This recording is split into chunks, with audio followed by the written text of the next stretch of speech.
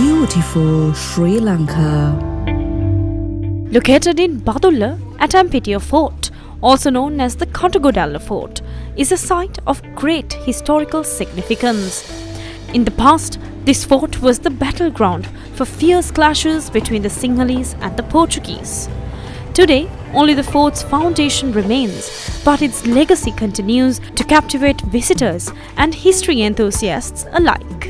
The name Atampitiya is said to be derived from the terms Satanpitiya, meaning battlefield, and Hatanpitiya, reflecting the site's tumultuous past.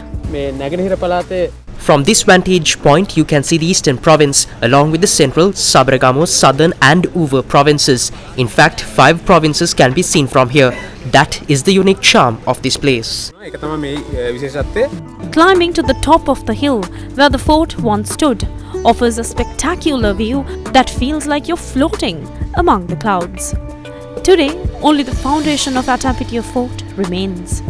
But beneath these grounds lies a powerful history, quietly waiting to be rediscovered, a story buried under the sands of time.